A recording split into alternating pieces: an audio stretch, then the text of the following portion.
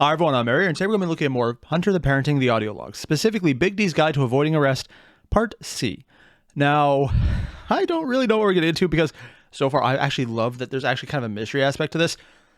At least there is to me, because I'm always wondering, are these people actually what the Big D thinks they are? Is he correct? Or are these just normal people and he's overestimating? Or are they actually Camarilla? And it looks like they're actually Camarilla agents. And I love this because there's always that little bit of narrative tension where I'm thinking, no, he can't be right. It can't actually work this way. But then, no, it seems to be working that way. But I love that it's not a guaranteed, oh yeah, no, they're this. And then just move forward with that as the guaranteed option. Just narrative tension is something I really enjoy, but it's very hard to establish because it's so easy to just say, oh yes, this is the truth. You should believe it immediately. There's no doubt, which gets rid of a lot of tension. This has it, and it's so goddamn well written. I am gushing because honestly, I just think it's really good writing. So we're going to jump right in and see where this goes. Hopefully, knowing Big D, I was going to say hopefully crazier, but then I realized no, it's just going to be crazier because it's Big D. It always goes crazier, and I love it.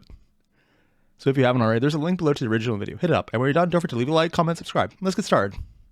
I love talking to cops. That doesn't sound sarcastic at all. Right, so... Yeah, and even he didn't believe that. We wanted to ask about the car and the carport.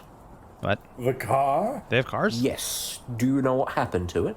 They had a regular car? Okay, that's... Oh, no, wait, the one that was thrown. Yep. Do you know anything about the pit in front of the car? He was unconscious for all that, so he actually wouldn't know. Pit? Who's been digging pits without me? Must have been Piotr's doing somehow. It actually was on the Piotr. property again. Could you tell me what happened to the car? Oh, yeah, Crack is the I've dumb not guy. seen or heard anything. Well, it looks like it had somehow been driven into the carport entrance, the one into the house, that is. But it's flipped horizontally with the I remember that happening, yeah. And he has no idea because he was not You can conscious or visualize it. able to think at the time. What the fuck? Yeah.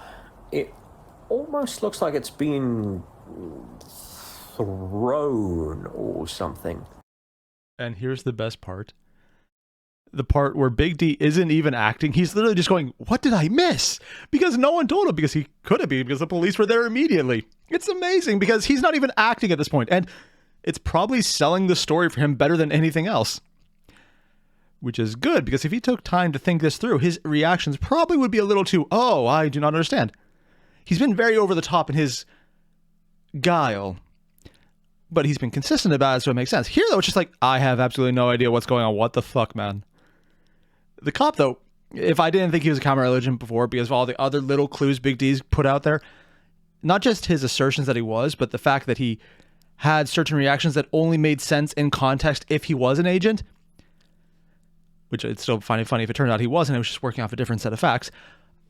The fact that he's like, yeah, it looks like he was thrown, like, by someone with super strength. Vampiric, even. I wouldn't say that out loud because I don't have to kill you. But I just, do you know anything about that? Also followed by, no, I don't. It's so good. What? Throwing him off his game and everything. It's weird. Yes. And then there's that pit, which is exactly outside the car. Do you know if any of you dug that? Nope. What the fuck is this now? I love this. Like it's been thrown or something? Yep. I assume Piotr threw my son-in-law's runabout. And he already figured it out. That would be given to anyone even vaguely familiar with vampire society. Mm-hmm. Why would he give me this? He's Why giving you would he enough tell me rope. It looks like it was thrown. Is he being coy? Does he already know I'm in the know? I'm assuming the last one. Or it's all BS, he has no idea what's going on. It can't be that one of the others actually said that it was thrown, or that it looks like it was thrown. Or could they? Is he checking for masquerade breaches? Or Thing is, the only one who would know that was a like kitten. that because he genuinely thinks it looks like it was thrown? Is he genuinely looking for answers? Why would he say it like that if he was? Why would he say it like that if he wasn't? That would be a dead giveaway. Is he not Camarilla after all? Interesting that this is making him think he's not Camarilla. I'm going with the assumption that he's at least in the know of what's going on, but I could be mistaken, and this is just a dead... Oh, God. I was going on how it was definitely a Camarilla agent. Now I'm thinking double Again, narrative tension, man. You gotta love it, where everything being said could hint to different outcomes. Again, this might be something very obvious to a more seasoned enjoyer of the World of Darkness. Or the Chronicles of Darkness, I think they've rebranded the new stuff as. I haven't followed that style nearly as much. But I would say this is the one option I don't think Big D is considering, except for some of it right here. Not so much the last line. I'm going with the cops in on it. They know. They're more or less just getting the story down so they can sell it to someone else. But also because the Camarilla was aware of the hunting event, or someone was aware of the hunting in the first episode. No idea if it was Camarilla. Or even a vampire. I was assuming it was a vampire because they gave a lot of leeway with the fiddle and how the entire thing was a story about vampires. Be really off, at least as far as I know, if something else was happening. Would be cool, though. Oh, what the fuck? I'm second-guessing myself. Yeah. I'm not sure if any one of us dug that pit. I honestly have no clue. This could have happened whilst I was burying mines. Or it could have happened when I was unconscious. Which actually it did. Could you tell me a bit about how that happened? This should be easier. You got hit on the There cannot head. be many contradictions in our testimonies. And after this, I'm out. It's up to everyone else past this point. Too I much can count on overthought. Marcus saying that he didn't jump out the window. And the other three certainly would know this. Sure, so... The red-headed one, Marcus. Yeah? He was let go out the window from the second floor. When he landed, he sprained both his legs. Absolutely horrid. I hate gravity. Oh, and then they shot his legs with a gun, because that was only a natural part of their MO as fucker.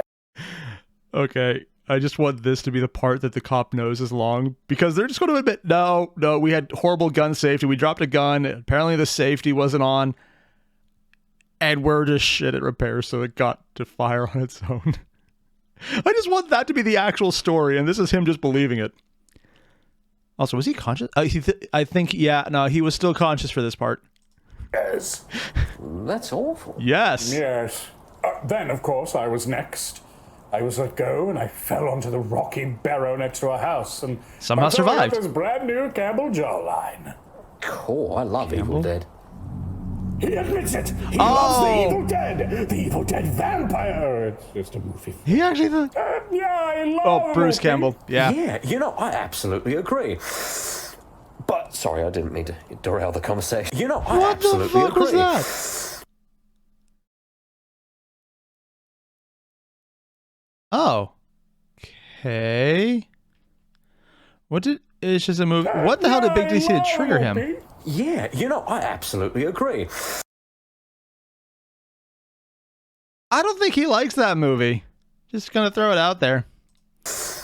But, sorry, Is I he a didn't mean ghoul? to He's derail definitely a the ghoul. conversation. So, On the other hand, I've seen people who are actually fans in real Marcus life make was that shot face, in so the I could be legs. wrong. How were you dragged out the window? Oh, he said Did dragged, not anyone thrown. in particular drag you? Yeah, well, he, wait. Yeah. Dragged? Yeah. Who said dragged? I did not say I was dragged Yep. out. Sorry, fuck. By dragged out? Does he mean dragged to the window and thrown out? Or does he mean grabbed by a hand and dragged outside? Both? Oh, God. This is too specific to be a Oh, yeah. coincidence. Definitely. Who said I was dragged out the window? Dor would be more simple in his approach. Marcus would not be that specific. Darren's son-in-law knows not to mention something like that. Boy. No! Boy chose the wrong word! Honestly, I'm still going Marcus on this one because he's probably still concussed. Oh, shit. Marcus is still concussed. Oh, I forgot that aspect. That changes a lot of the calculation. So it was one of the bikers, not sure which. I just kind of fell out and landed down on Honestly, the at this point, you could just say, stone, I'm Absolutely. having trouble remembering because But literally hit on the how head. did you exit the window? I do not remember. What the fuck is this? This is some serious probing. What should I say?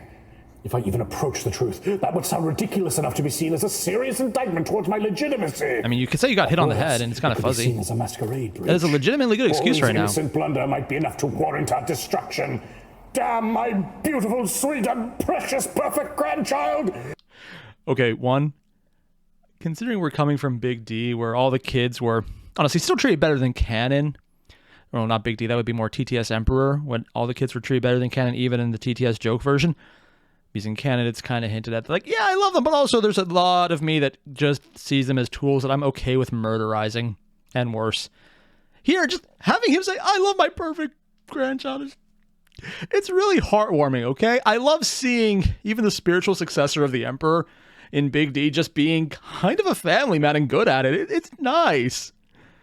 Like, for all his insanity, somehow justified insanity as well, it's good seeing him also just be okay with having a large family and be very much embracing them, because family, fuck all the rest. It's actually really heartwarming, which I'm pretty sure there's at least one person out there going like, heartwarming, World of Darkness. Also, I just love the fact that he has the perfect excuse for this. I got hit on my head. I don't quite remember because I got hit on my head. It makes perfect sense. Would they have to take him to a hospital after that? Yes, which might be, at least as far as headcanon goes, the reason he's not saying that. But he's not even thinking about where he's considering all these other options because they all seem more important, because he's not entirely used to the idea of, well, it's just a head injury, I probably can just walk it off. Where anyone else is like, I had a head injury, I ain't walking this off. It's such a little change of perspective that he wouldn't think that. It's so cool to see that. Right. So, this was quite the horrifying moment. I'm not going to lie. Went by very fast, but as Marcus was thrown out the window, he actually grabbed onto me midair, and but he's a big lad, and so I tried to stop his fall, gripping at the windowsill. But when the rest of those thugs lifted my legs and pushed me out... Is he talking about the fuckers? We both the imaginary ones, or his family? All right. And he doesn't believe that for a word. Was that enough? So, just to clear this up, you were upstairs at this stage. Marcus was thrown out the window by the thugs. And then you, approaching the window and standing by it, was grabbed by Marcus. You were dragged out by him and fell down too, with the thugs helping by destabilizing you. Could you confirm? Just say head injury. At the time it took between Marcus falling and me falling. Not having information is a perfectly good excuse. Before I too like the was pit. thrown out. If anyone has, it's a contradiction clear as day. Just say you have no idea. Too late for him, but still. Cannot correct this. Could you? Yes, that is correct. I mean, you can still probably save it. All right. Oh, he sounds so not sure about that. And just to clarify, how many of the thugs helped force you out the window? I don't know. And do you know what happened immediately after that at all? Say I don't know. Say I don't know. Do Good. not. Okay. Let me write this up real quick. He's smiling there. What? Interesting. Why? Why isn't he bringing up the time? Could have time? nailed me right there. If What does he mean the he time? asked how much time it took between us falling, anything of the sort, a clear contradiction would immediately become apparent. And this does lead me to believe that this is most likely, especially due to that weird facial reaction, Evil Dead and all that, it does lead me to believe that this guy, while he probably is a ghoul of some sort, and very much enthralled, he's not enthralled to someone who actively wants Big D and his family dead. They're literally coming up with a cover story for them right now. Oh my god, they're actually coming up with a cover story for him, aren't they? They're walking them through it. It just has to be plausible enough. Not good, just enough. Yeah, this does make me think he's being used as a monkey's paw. Also, someone pointed out a monkey's paw is actually a cursed wishing device, in which I would say, yeah, I know. I'm completely okay with that. Mostly because it's not so much a, I think, I actually forgot the real word, but because I was thinking monkey's paw is so hard. Because a monkey's paw is like, you wish for something, you get it, and then it's kind of cursed and not exactly what you want, which is what I think is going to happen, because Hunter, Big D, it's going to bite whoever's trying to manipulate them. Maybe. That's what my assumption is. But really, I'm actually just annoying myself for forgetting the actual word for the other one. Not a monkey's paw. Huh. Usually I don't pull out the right word, so this time I pulled out the right word, but now I forgot the other word that it could be. Weird. That's what he wants, isn't it? Unless What? Marcus! What? Marcus! Marcus! He said the same exact thing I did! I doubt it. He covered it up just like I did. He did it! Is he unconscious right now? Is he falling asleep and He unconscious? Please let him be reinforced with alloys unconscious. as strong as his massive shoulders and flowing radiant hair! Oh, I love that boy! And that last line convinced me more than anything else that Marcus was unconscious. None of this was his doing. And this somehow at the very end of the episode is going to end with, God damn it, Marcus! You seem like you're in a good mood. What? Oh, no! Something on your mind, Gov? Oh, no, Oh, I was Britishism. just thinking of how thankful I am that everyone survived. Did they? You know, after I was knocked out, the last thought I had was I know they did. We know they did, but... horror, but also a pure, unflinching trust. It was like a force. Does it I knew penetrate the you? others would make it. I knew they would get us out of that mess, even without me. And they did. Wow. I'm sure you helped in your own little way. No, actually, he was kind of useless the entire time, now that I think about it. Also, I love the fact when he says just, and they did. It was such a soft tone that you can tell that's not actually him putting on an act for the cop. That's actually him being thankful. Sorry, I love little audio cues like that actually showing his entire thought process. Even more than hearing it, it's things like that, because we've already seen how much he's talking about how he loves his family, how he loves Marcus when he thinks he's doing the right thing.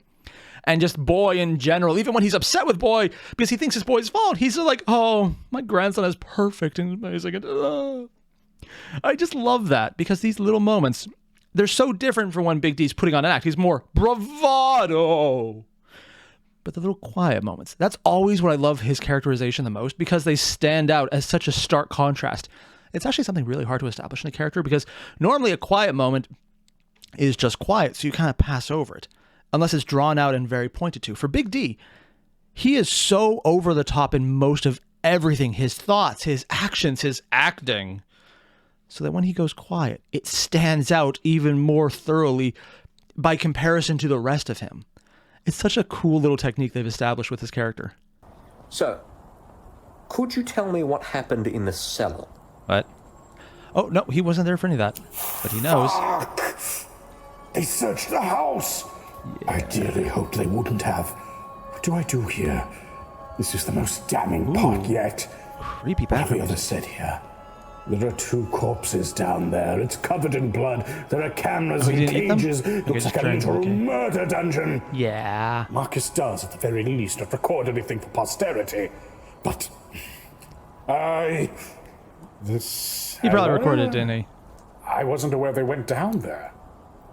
Okay. Did they find Kevin? So, you didn't see or hear anything from down there? I don't think so, no. You didn't watch the live feed on the computer? The live feed? You mean with the camera they have down there? So you know there is a camera down there? Yes, it's Marcus's... Playtime? Yes?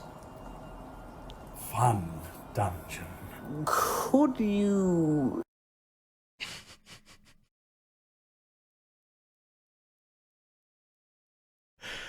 That is probably the absolute best thing to say right now, because it takes it from potentially scary to also still scary, but the easiest way to kill a conversation is to make it awkward. And he just made it hella awkward. Elaborate? Because you really don't want him to. I'm sorry, there is a reason why we need you to elaborate on this. Look, this is too much for me. It's his fucked up sex cellar, okay? He thinks I don't know about it. I know about it, and I hate it. It makes me want to vomit and die. It's this thing he and his partner got started up, and, you know, that's their prerogative. I support their relationship totally, but the things I've seen down there. They already had the cages ready and the recording set up prior to having anyone to put them in.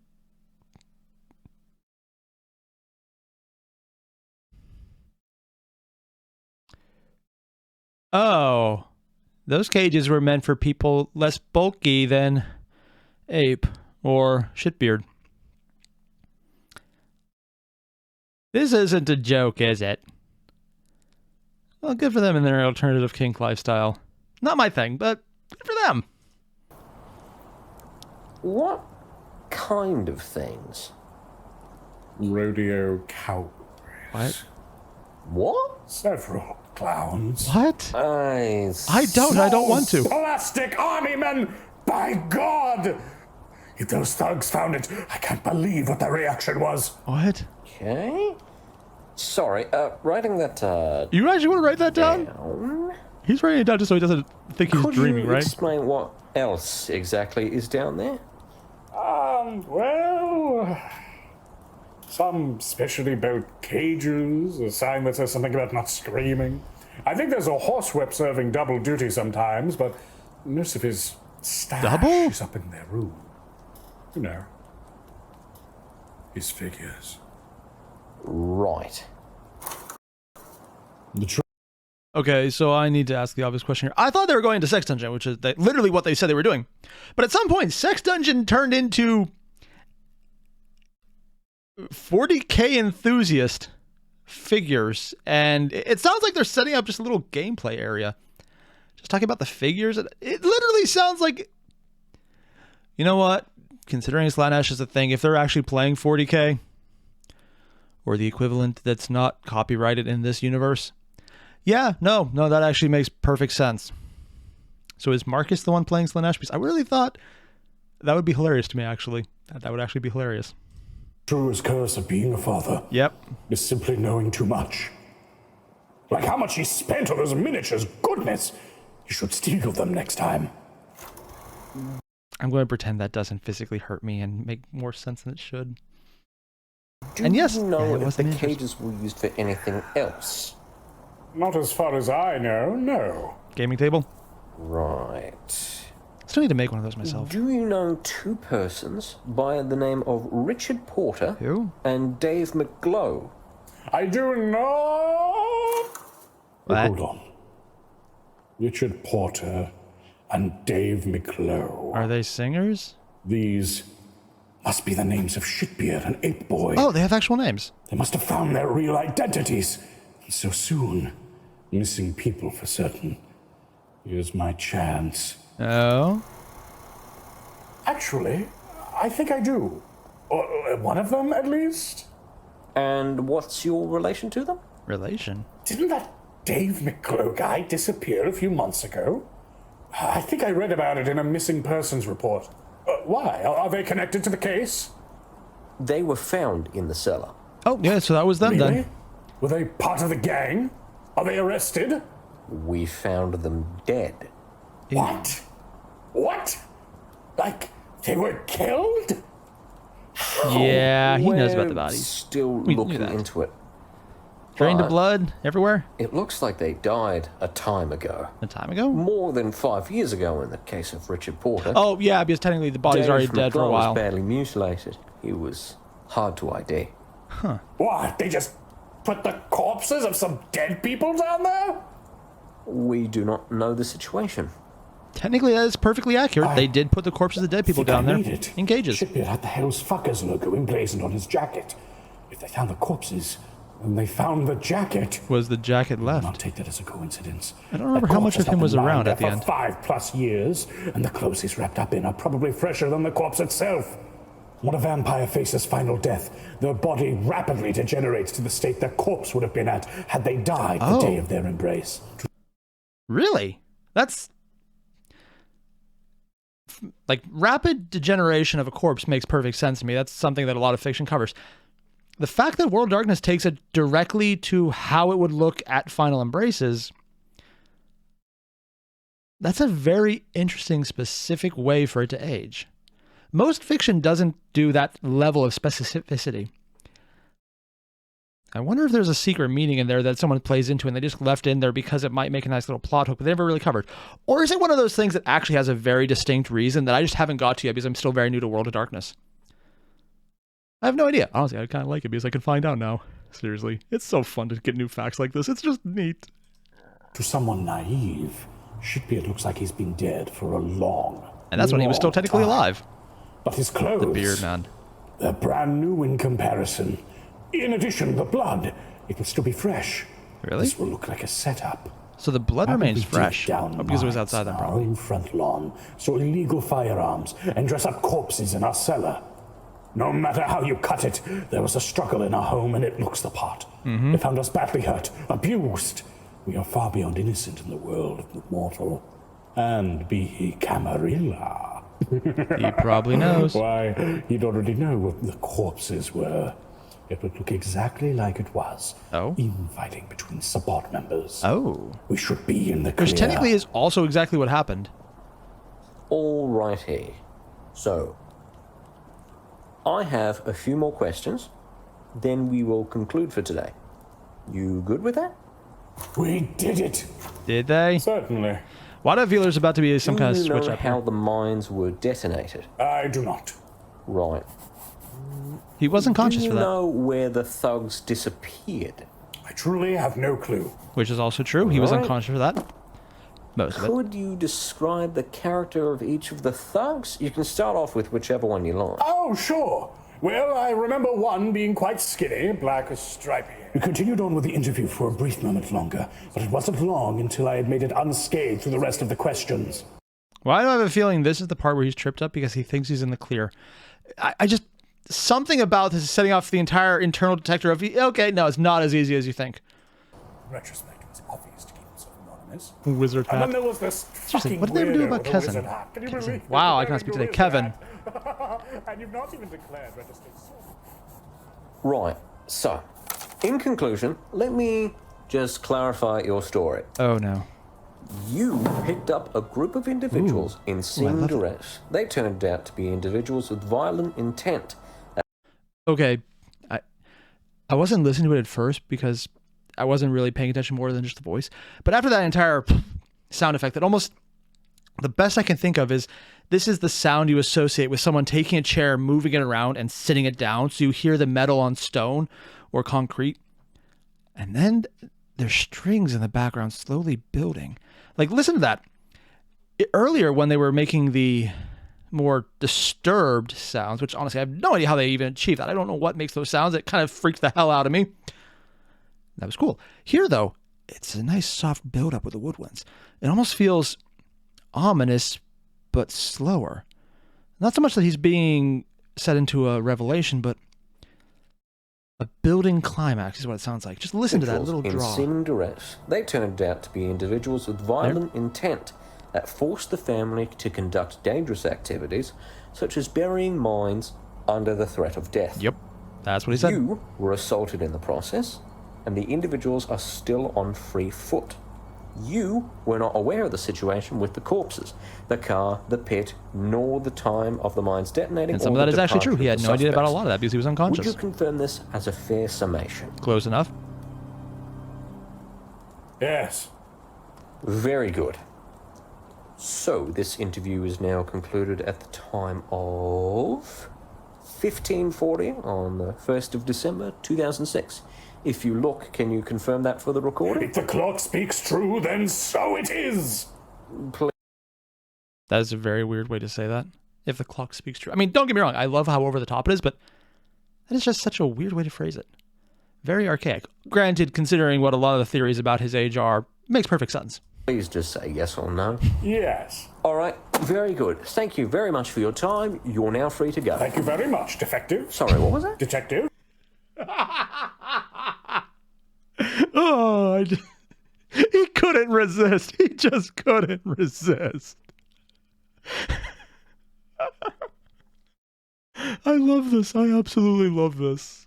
And on that last note of Big D gonna get a random swipe at the detective. The defective. I'm gonna cut this one here because I actually do need to go adult in 8 minutes. 8 minutes? Shit. I need to go now. Oops. More importantly, I just really love this entire thing. I love the back and forth, the second guessing of his motives because things don't quite add up.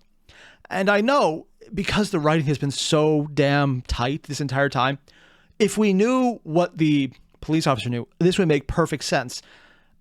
Which is not really a crazy thing to say that, hey, if we know what the other side does, it makes perfect sense. But more importantly, there is another side. So many times when you get into writing, not just fiction or things you've done online, but any writing, whenever people are doing competing narratives trying to figure out what's going on, and they have this kind of counterplay and thought out process. It's so bad because there's not actually the thought put into it. There's no competing ideals and trying to analyze it, because an easy trap to fall into is you know what the truth is, so your characters act as if they know what the truth is, which is a narrative plot hole, or I guess, not a plot hole, that just tears down your ability to write a good narrative.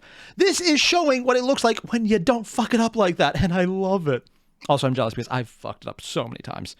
Yeah, it's so good to see good writing, and I'm gushing. I know I'm gushing, and I think I deserve it because it's so damn good.